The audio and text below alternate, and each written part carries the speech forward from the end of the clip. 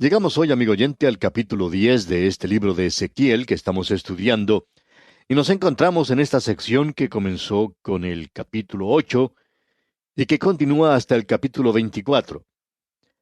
Lo que tenemos aquí es una serie de visiones, y estas visiones generalmente descansan en aquellas que se mencionan en el capítulo 1, la cual fue una visión de la gloria del Señor.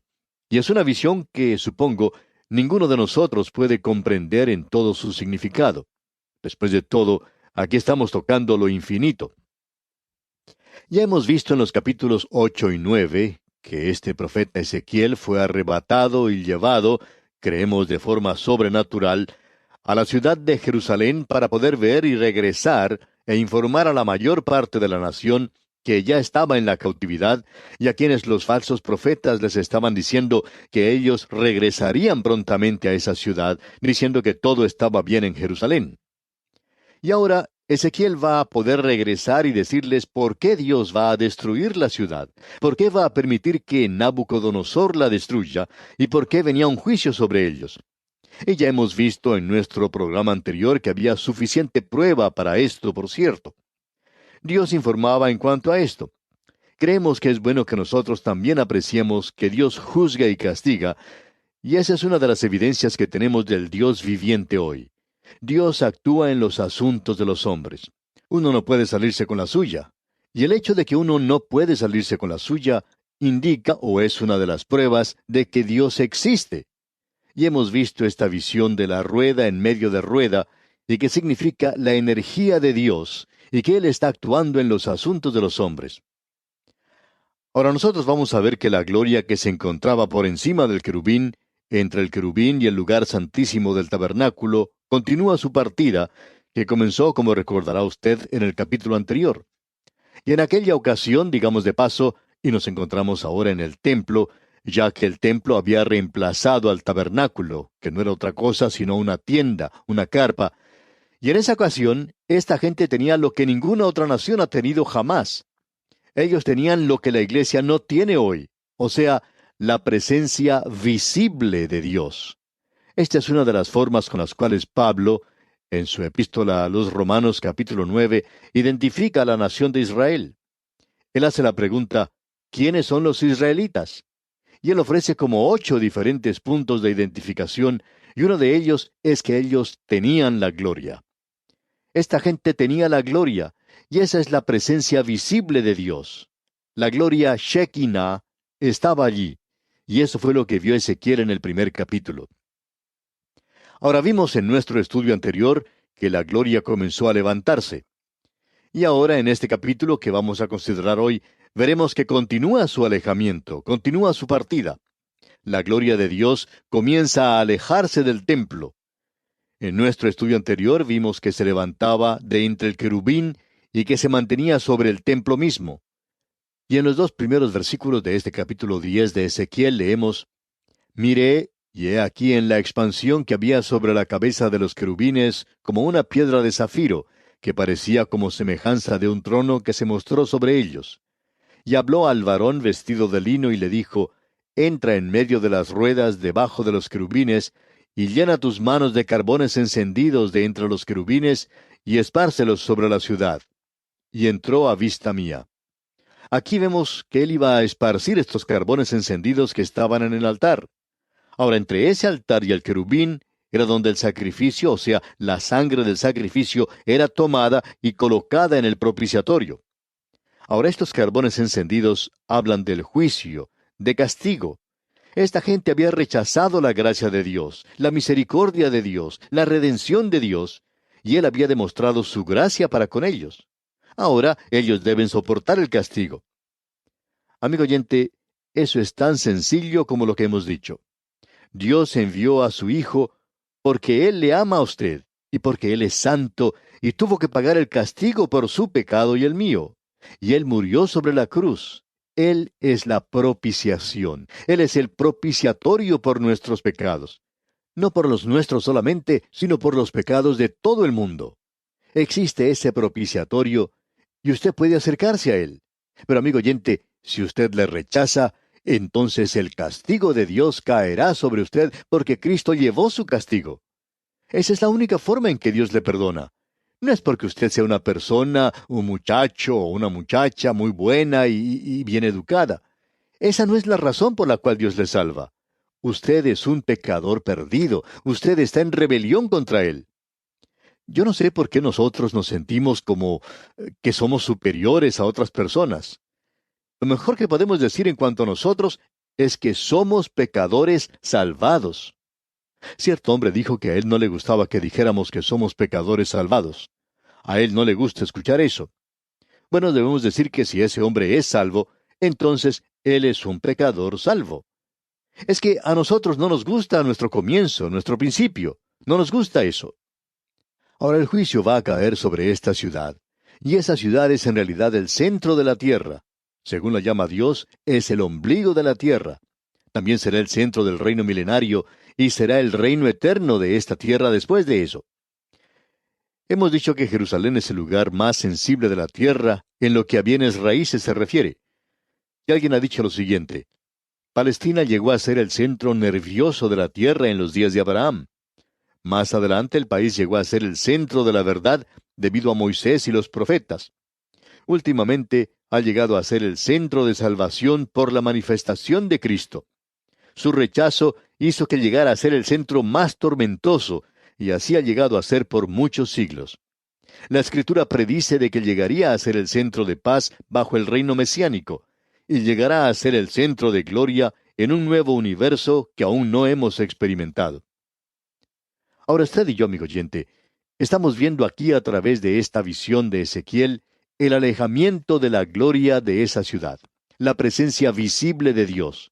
Pero Dios tiene un propósito eterno en esta ciudad, y en el versículo 4 del capítulo 10 de Ezequiel se nos dice: Entonces la gloria de Jehová se elevó de encima del querubín al umbral de la puerta, y la casa fue llena de la nube, y el atrio se llenó del resplandor de la gloria de Jehová.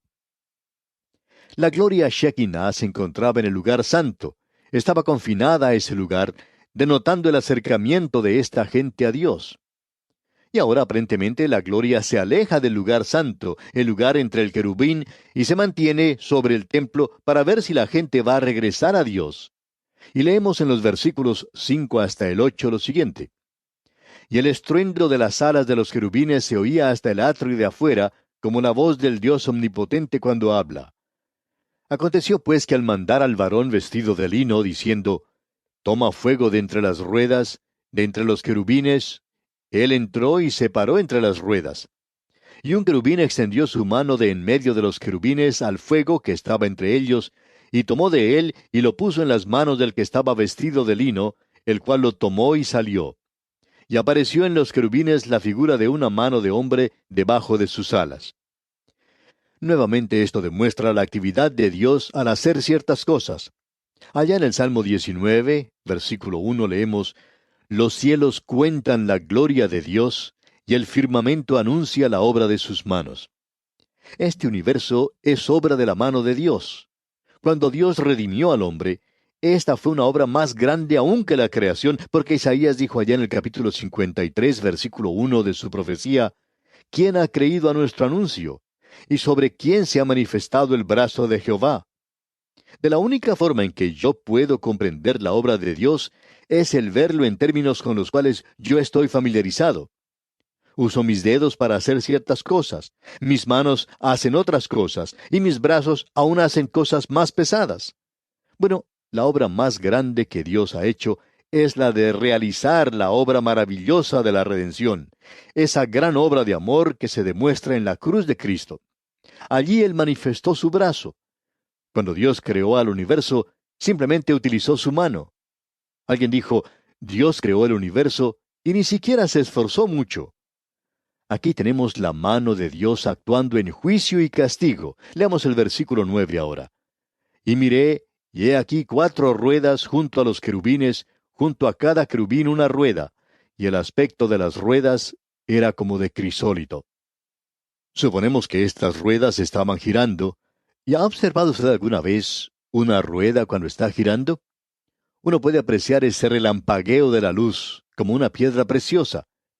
Tenemos que estas ruedas están en una actividad continua, incesante, y nos hablan del hecho de que Dios está muy ocupado. El Señor Jesucristo dijo, Mi Padre obró hasta ahora, y yo obro. Y Él ha estado muy ocupado desde que Él ascendió nuevamente al cielo, porque Él tiene que mantenernos salvos a nosotros. Y esa en realidad no es una tarea fácil. Quizás no lo sea en su caso, pero en mi caso sí lo es. Ahora los versículos 10 y 11 de este capítulo 10 de Ezequiel dicen, En cuanto a su apariencia, las cuatro eran de una misma forma, como si estuviera una en medio de otra. Cuando andaban, hacia los cuatro frentes andaban. No se volvían cuando andaban, sino que al lugar a donde se volvía la primera, en pos de ella iban. Ni se volvían cuando andaban. Dios nunca tiene que regresar a levantar algo que se había olvidado. No tiene que desviarse de un lado a otro. Nunca tiene que tomar algún desvío. Él se dirige hacia adelante hoy para lograr su propósito en este mundo. Esa es la visión que tenemos aquí. Por cierto, una visión tremenda. Ahora, en el versículo 13 de este capítulo 10 de Ezequiel leemos, A las ruedas, oyéndolo yo, se les gritaba, Rueda. Está hablando a algo que nosotros pensamos es inanimado. Sin embargo, esto es algo diferente. Y vemos en el versículo 14, y cada uno tenía cuatro caras. La primera era rostro de querubín, la segunda de hombre, la tercera cara de león, la cuarta cara de águila. Nos damos cuenta que lo que se dice aquí es en sentido figurado, y no queremos exagerar lo que decimos, pero creemos que tenemos aquí los cuatro evangelios.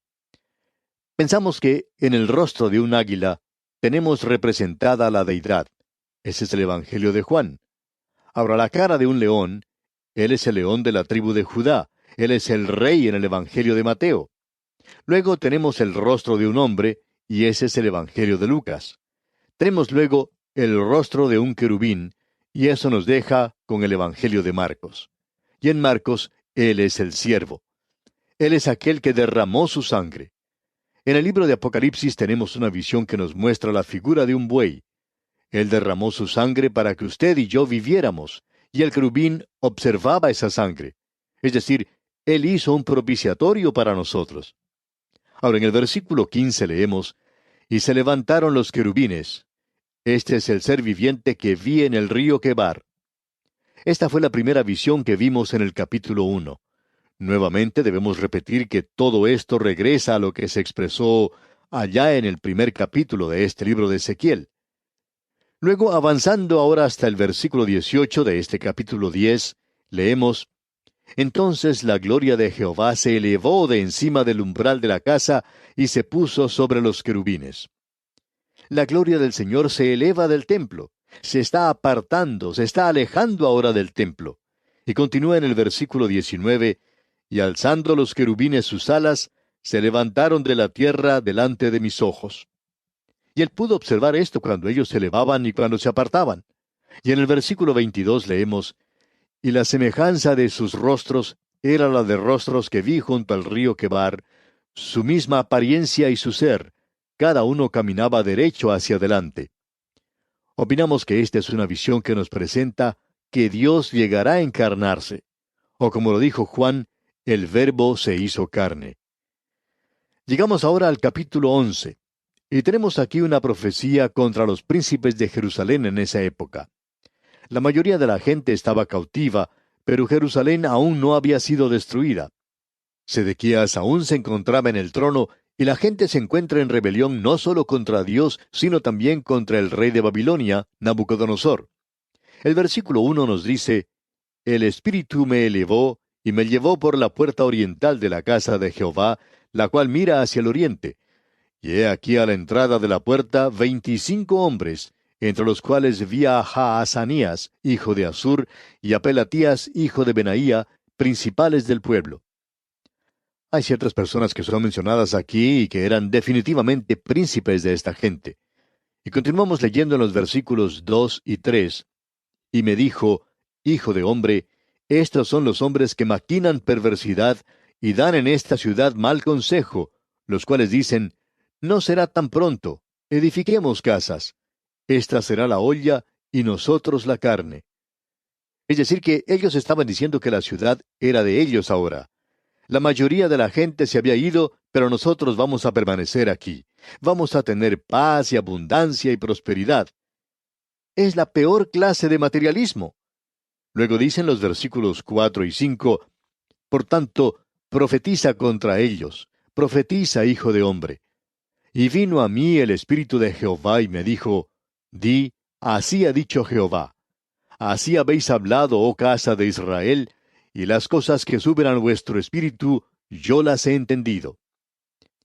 Dios conoce aún lo que ellos están pensando. Él conoce nuestros pensamientos, aunque parece que están lejos de nosotros. Nuestros pensamientos son llevados a Él. Ahora estos hombres habían asesinado a aquellos que aparentemente se mantenían por Dios. Y luego en el versículo 6 continuamos, habéis multiplicado vuestros muertos en esta ciudad y habéis llenado de muertos sus calles.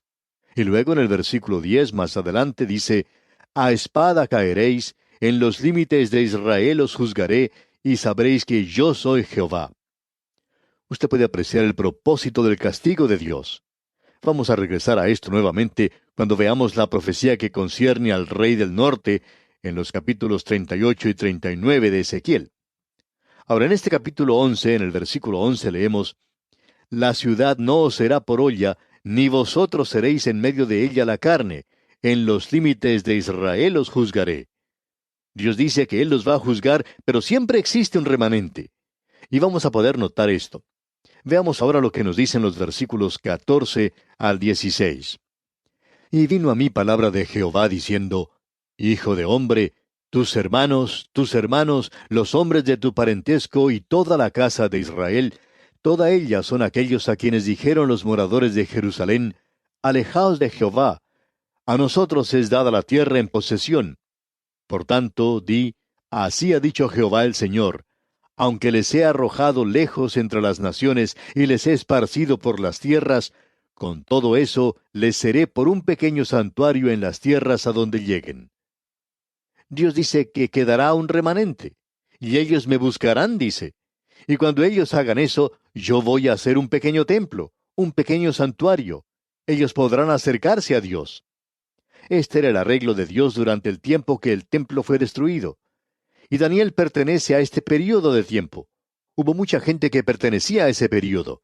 Y leemos en el versículo 17, Di por tanto, así ha dicho Jehová el Señor, yo os recogeré de los pueblos, y os congregaré de las tierras en las cuales estáis esparcidos, y os daré la tierra de Israel. Dios los hará regresar a la tierra de Israel. ¿Quién regresó? Bueno, aquellos que estaban buscando a Dios. Estos eran menos de 60,000, pero ese fue el remanente que regresó a la tierra después de 70 años. Y luego en el versículo 18 leemos, y volverán allá, y quitarán de ella todas sus idolatrías y todas sus abominaciones. Ahora pasando al versículo 21 leemos, mas a aquellos cuyo corazón anda tras el deseo de sus idolatrías y de sus abominaciones, yo traigo su camino sobre sus propias cabezas, dice Jehová el Señor. Dios dice, yo los voy a juzgar. El juicio de Dios se acerca. Usted y yo vivimos en un mundo en el presente en el cual se trata de ignorar el hecho de que un juicio se acerca sobre esta tierra. Usted y yo vivimos en esta tierra. Amigo oyente, una de las grandes pruebas del futuro de que existe un Dios es que Él va a juzgar a esta tierra. Y los versículos 22 y 23 nos dicen, Después alzaron los querubines sus alas y las ruedas en pos de ellos, y la gloria del Dios de Israel estaba sobre ellos. Y la gloria de Jehová se elevó de en medio de la ciudad, y se puso sobre el monte que está al oriente de la ciudad. La gloria se aparta de Jerusalén, y se dirige ahora hacia el monte de las olivas, es decir, hacia el oriente de la ciudad. Y veremos qué es lo que ocurre cuando lleguemos allí, no en nuestro próximo programa, sino en esta sección que tenemos aquí. Ahora el versículo 24 dice, Luego me levantó el Espíritu, y me volvió a llevar en visión del Espíritu de Dios a la tierra de los caldeos, a los cautivos, y se fue de mí la visión que había visto. Ahora él regresa al lugar de donde había partido. Y el versículo final, el versículo 25, dice, Y hablé a los cautivos todas las cosas que Jehová me había mostrado. Ahora él regresa para dirigir la atención de ellos hacia el hecho de que los profetas falsos les habían mentido. Jerusalén va a ser destruida. Él había visto la visión. Él les presenta a ellos la razón para esto y que una cautividad completa estaba muy cerca de ellos. Ahora la gente no le va a escuchar, pero él va a hacer una señal para esta nación y él va a hacer algunas cosas bastante extrañas y raras entre ellos. Pero pensamos que esa es la forma en que se puede lograr la atención de gente como esta. Bien, amigo oyente, vamos a detenernos aquí por hoy y Dios mediante continuaremos nuestro recorrido por este libro de Ezequiel en nuestro próximo programa cuando entremos a estudiar el capítulo 12. Que el Señor derrame sobre usted sus incontables bendiciones.